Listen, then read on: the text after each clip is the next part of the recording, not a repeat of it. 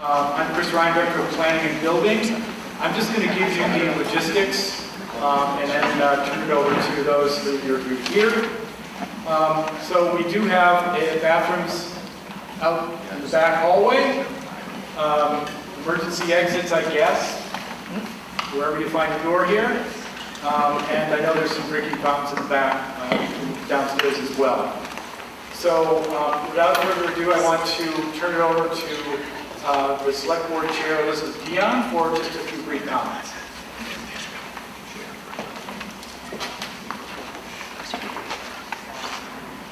Good evening, everybody. I hope everyone's staying safe and cool on this record-breaking hot day.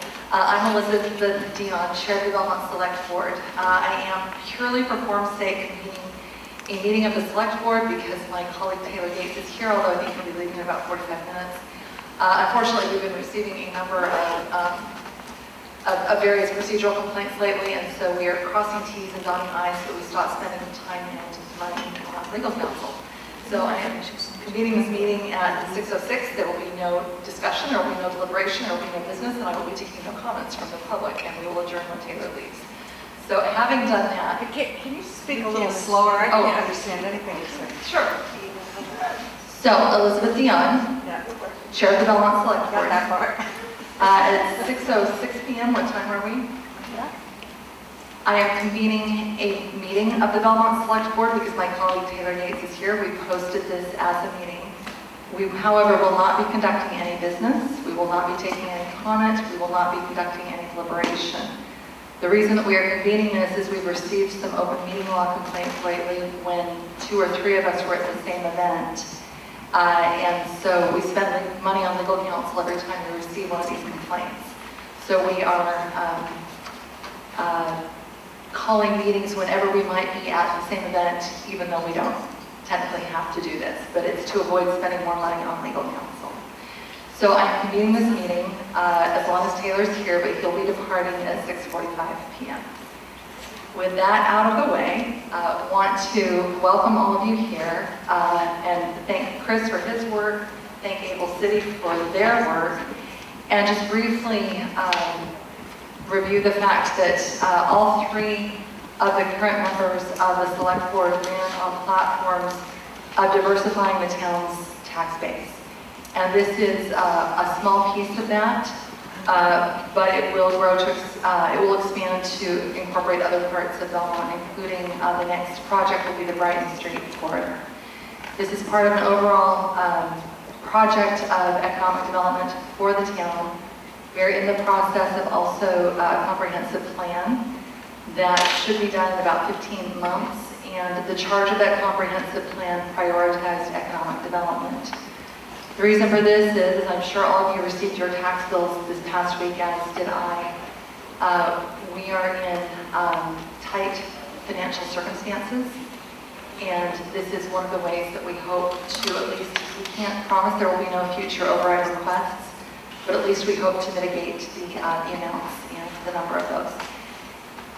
To be completely transparent, Belmont Center is not going to solve the town's financial problems. It is a start, it is not the finish. We do hope that we provide a model as to how we can look at other parts of the town as well. The goal here is not to become Cambridge Redux or Somerville Redux. The goal is to provide at least some diversification of the tax base and some diversification of amenities that are provided within the town. And with that, really the point of tonight is to hear from you and the consultants. Actually, the opposite order, to hear from the consultants and then to hear from you. Thank you. One second, just to be official. Hi, I'm Thayer Dahlen, Chair of the Planning Board. And just to be official, I'm convening a meeting of the Planning Board as we have Sorry, I'm convening a meeting of the Planning Board since we have Matt Lowry. Carol is here, so there, and there's Elisa and Dan. So Andy's here, not Matt. what? Andy. Oh, Andy, I'm sorry. Not Matt Lowry. Sorry, I forgot I needed to. So thank you. Thank you for straightening that out. I also would like to thank Chris and Able City and the Select Board for all the work they've done and effort that they've put into this. Thanks.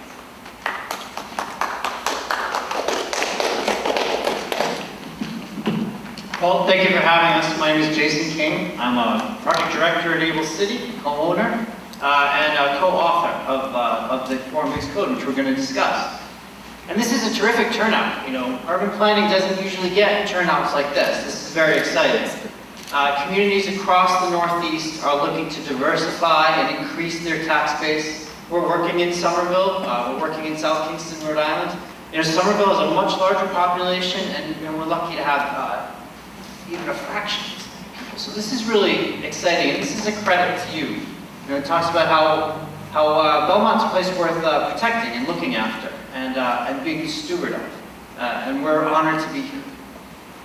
So what we're going to do is we're going to just talk about some of the most important aspects of the form-based code that's being proposed.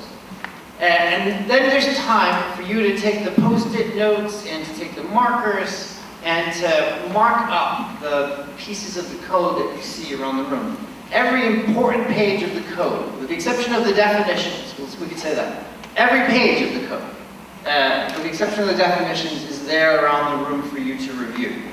And it lets you understand it's a simple code. You know, it's not that many pages. The intention is to be very graphic and to be very clear, so that way you understand the possible outcomes. What we're doing in putting forth this code is we're implementing the planning vision for Belmont Center. And that vision does a great job sort of talking about what we're trying to do. Belmont Center should be an attractive and vital destination for people from Belmont and beyond for dining, shopping, and socializing. The plan talks about maintaining a small historic character and a walkable pedestrian scale. At the same time, it talks about maximizing development opportunities. Comparatively, your town does not have a lot of areas zoned commercial. You're largely residential. You're dependent on these areas in order to pay for essential services and infrastructure. The plan talks about a complementary mix of business types, providing sufficient parking, pedestrian scale, and very importantly, preserving the residential neighborhoods, being a good neighbor to the people that are living around the area that's around the center. So a lot of us, we met in January during a listening workshop. This is us presenting. This is us seeking feedback. In the fall, we'll begin the formal adoption process. And we hope to have the code adopted maybe by the end of the year. There's an online survey. We have nearly 600 people who have responded to a series of questions. Pam and I have read every one of these surveys, and it's interesting and it's appreciated, and it's local insight. I grew up in Rhode Island, not too far from here, but we don't live in Belmont, and so you know the time that you've taken to put into these surveys is very much appreciated. In January, here we are taking the tour. It was 5 degrees in January. Yeah, now it's 105. So we remember Belmont as being a very difficult place to walk around. But when you do brave it, it is a beautiful, really cool downtown area. You remember that you were placing dots. We were working around tables. I want to show you some of the things that we heard. That dot exercise, if you remember that, there were pictures like this. And you're placing these dots. You're placing red and green dots. And you can see, you know, the people that tailor these codes, like Pam, there's so many little details. And then there's just large descriptions of community character. By placing these dots, you were able to give us sort of a conversation. You know, the things that you liked the most, the multi-story, mixed-use, historic-looking structures. And what people were saying with the red dots was the real fear that Belmont could become like, without a code, without protections, could become like anywhere else USA, right? So we showed pictures of places, not here, other places, with storefronts and pedestrian signage, and doorways and hipped roofs or dormer roofs, and people like these kind of things a lot. We showed examples of structures from far away and elsewhere, and people were less enthused. We talked about the streetscape, and it was interesting, 29 green dots. I know it's hard to see where you are, but this is the Latin quarter of France, right? It's vibrant, there's people on the street, its activity, its economic empowerment. 29 green dots for that, only a few red. And then when we showed what most commercial places look like in the United States, people were not as interested. The other big concern, of course, in this community is that your historic core, your commercial area, is embedded within neighborhoods. And so there's a lot of concern, a lot of red dots when we start to show dots, when we start to show height, like perhaps in Somerville. And then when we were showing smaller, denser, but smaller structures, 3 to 4 stories, there was a lot of positive response. So that kind of thing. You remember that you were working on tables, you were drawing your ideas. The code has a page which has the synthesis plan. And so whenever we heard an idea 2 or more times, it made it into the synthesis plan. On our frozen tour, we were looking for opportunity sites. The reality is that the land here is too valuable for one-story structures. It isn't just a simple matter of time before someone comes in with a plan for these structures. And what you're doing is you're trying to get ahead of that. And you're trying to define your character and talk about what you want to see, and so that way you can sort of control or harness that inevitable economic growth. So there's an image, the first image that you got a chance to see when you came in the room on that easel is sort of the before and after overhead view. So what if the code went into place? Before and after. So this is just a hypothetical. This is just a potential. We were able to talk to landowners. We were able to talk to business owners and neighbors. What I see when I look at this is something very different from what we're doing in Assembly Square in Somerville, right? Thank God. What I see here is if there's 3 stories on the street, then the buildings are rising to 3 stories.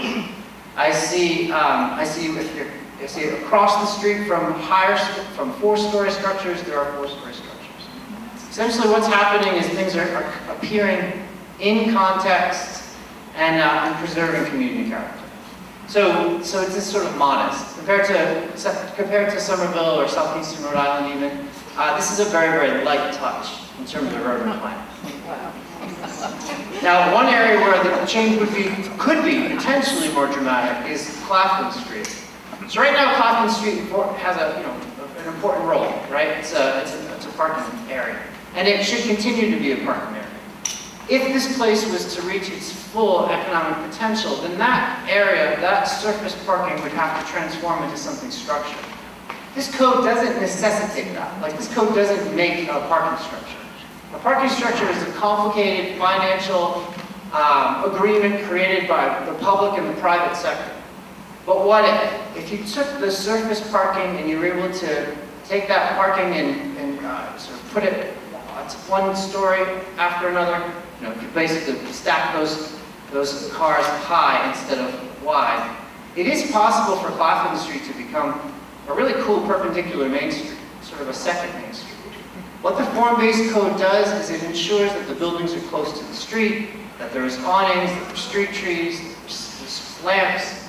It talks about how the streets would be slow, how signage would be pedestrian-oriented, and how heights and architectural articulation would all reinforce the community's character. So that's the most dramatic thing that could happen under the form-based code. In general, another area which is more than just a couple stories. Concord Street is nice because it's sort of by itself in a way. There's Concord Street, and then there's Concord Avenue. Our interns are ashamed. We will fix that for next time. Concord Avenue. Concord Avenue has the rail line behind it. It's an area that doesn't have as many neighbors. And so Concord Avenue has the potential to go quite high. And this would do a lot for the tax base. It would also create a walkable, pedestrian-friendly, mixed-use environment. But right now, that is not the case. So what if? Essentially, in urban planning, we talk about how places are defined by the quality of their streets, the mix of uses, the neighborhoods that people get to live in, things like shopping and preservation and infill. Places are defined by the quantity and quality of certain elements. And it's our hope that this code would add to those elements. It would improve this place along those lines. Now, form-based, we've been working for a long time in New England, around the country. We were talking last week about form-based codes that have been approved in New England. Places that you might know, places in Rhode Island like Jamestown, or you might have visited. Lowell, Massachusetts has a complex multi-page, it's not just 20 pages. Lowell's form-based code is quite complicated, but Lowell's form-based code has the same formula, it uses the same ideas. Like I said, we're working in Somerville, downtown Dover, which is a wonderful place, Newport, Rhode Island, Dennisport, Mass. These are all places that put in place form-based codes. None of them have gone back, right? As far as I know, there hasn't been a form-based code that's been thrown out. Once put in place, people tend to like the result. And one of the first ones that I worked on was in Jamestown, Rhode Island. So the buildings look very different than they would in Belmont. A large part of this is sort of defining the character. There, it's more of a coastal aesthetic. But these look like old structures, but they've been there for they're relatively new. They were built under the form-based code.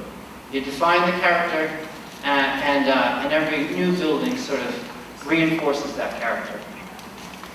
One form-based code that we're very familiar with, Pam and I, this is our local Main Street. This is what it used to look like. We've been living in this area in South Miami for about 20 years now. And we've watched one building after another come in under the code. And slowly, Dorn Avenue and Sunset Drive have turned into a proper local Main Street. Florida, you don't just inherit these things, you really do have to build them. And you can see some of the things that the form-based code does. It creates a pedestrian realm. It's the space in between the buildings that the form-based code regulates and improves. This is the public realm, the place that we all share. That's what the form-based code does differently than your existing zoning. And so throughout the United States, we're going to go back. Another code that we worked on a long time ago was in Montgomery, Alabama. These are new structures, the AMP buildings. We've been in, after perhaps 15 years of new structures and new streets, Montgomery just recently invited us back to start working there again. Because this kind of thing is just terrific. So now I'm just gonna, when you go to look at the pages of the form-based code, there's some things to look at of special importance, and I'm just gonna go through them a little bit. There's an introduction, it talks about the different overlay districts, there's a list of permitted uses, standards, description of streets and civic spaces, and then the administration. It talks about what is a form-based code, and in the context of Belmont, sort of form-based code is an approach to zoning that would focus on the physical design and character of the buildings and public spaces, rather than just how the buildings are used. So again, you see the words design and character.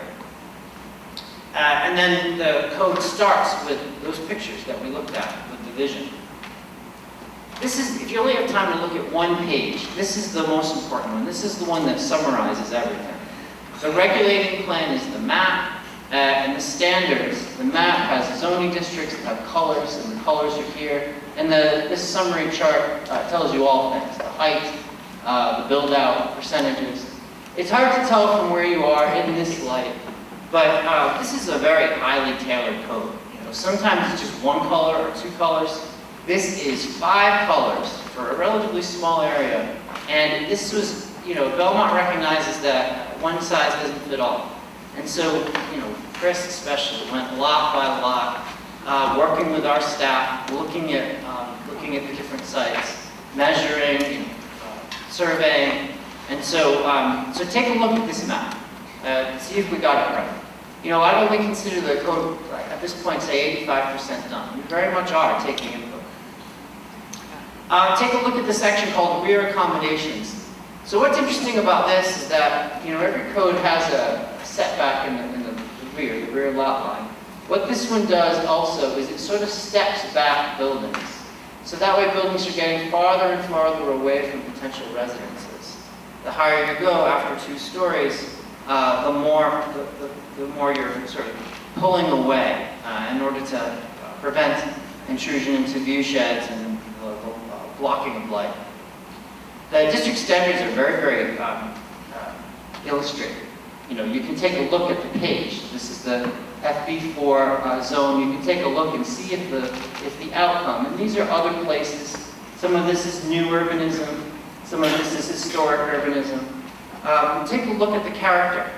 So take a look at the map, and then you take a look at these district standards and see if that fits your vision for the area. And then you can get into the nitty and the gritty. There's the building placement, descriptions. Pam's created some beautiful graphics which make clear where the setbacks are located. You look at the building heights, because it's more than just a single height. This is a code that also uses bonus heights. So there's a base height, and then I'll talk about it in a second. There's also bonuses where you can go up, typically 1 or 1.5 stories high. And then parking location. In all cases, this code reinforces the existing historic, traditional form with parking in the back, or parking in the side, or parking off-site, or parking along the street. The permitted uses chart is a big simplification of what exists currently. We went through, we synthesized. This is another important part. This is who the neighbors would be. This is their potential uses. Would a food truck be allowed in your area?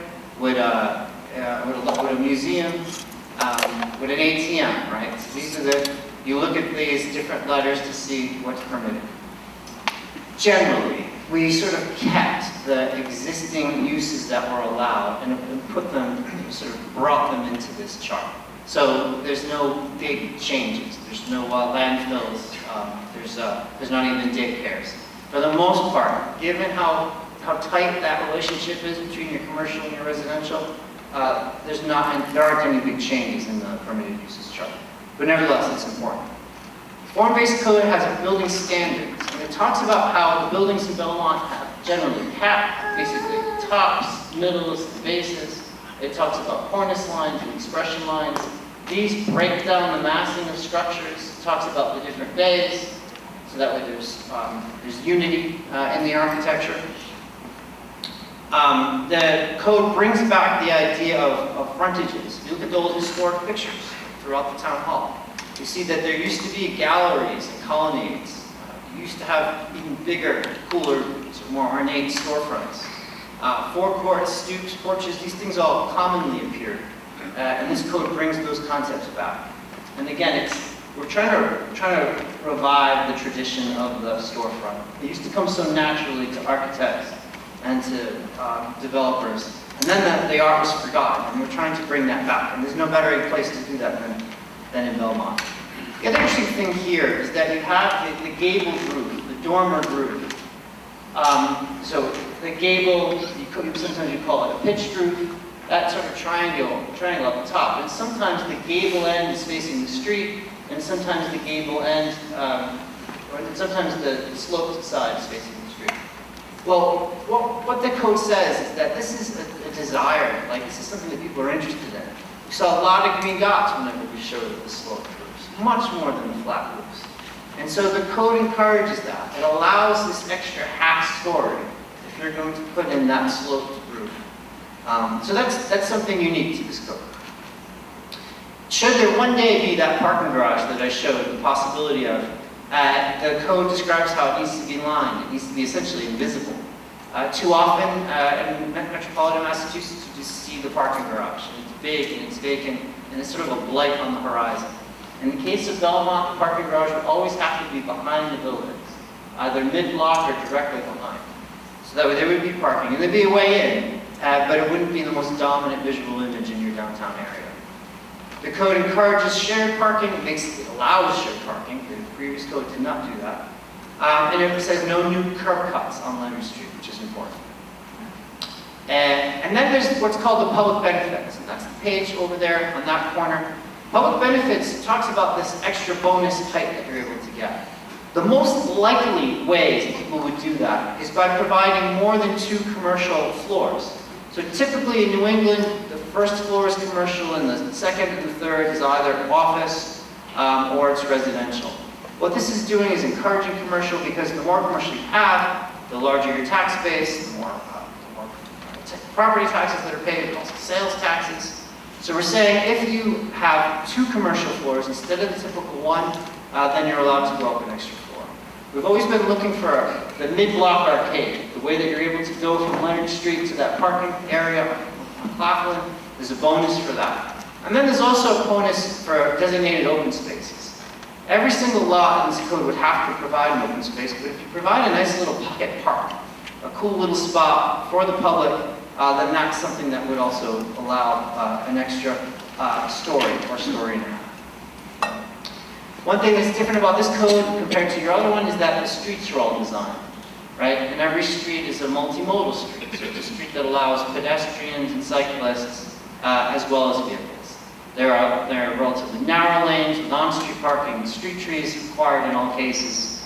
So if any new streets, or we call them essentially remodeled streets, occur, there's a plan to make them a choice-worthy street, a great street. Now, lastly, the thing you have to remember is that this code is specifically an overlay. That means it's optional, so no one is required to comply with this. The reason we're giving extra stories or more intensity or decreasing a parking requirement, the reason we're doing that is because this is all optional. These improvements to the landscape are not required like they are in some places. This is just something that we hope to encourage by the incentives and just sort of by the power of good ideas. Last part is the design guidelines. The design guidelines are optional, completely optional. This is just guidance. It talks about how one of the things that makes Belmont unique is the really cool colonial revival commitment. These small buildings with little belvederes and the cupolas and the dormers. And so there's guidance on how to build that again. And then, I've never done this before. You also have a tradition of the Tudor revival, sort of English romantic with exposed timbers. And so this is just one page, but there's several pages talking about how that style could be revived, because that is cool and unique to Belmont. Now, our next steps. First is everybody will have conversation around the renderings, around the maps, around the pages. And feel free again to use the post-it notes and to use the markers. And then the code becomes available for public comments. We go to the Planning Commission. We create another draft. We move from, let's say, 85% complete to, 95% complete. That is public, and then we do the formal adoption process. Where people have their time, of course, at the microphone to comment on it. And so, so if you don't have time to look at the pages tonight, go online, take a look, and public comments can be submitted to, you'll see this link on the town's website. And again, Pam and I, this is not a city of 1 million people. This is a smaller town. And we do have the time and the interest in reading every comment. And we do very much appreciate your input and we very much appreciate your time today.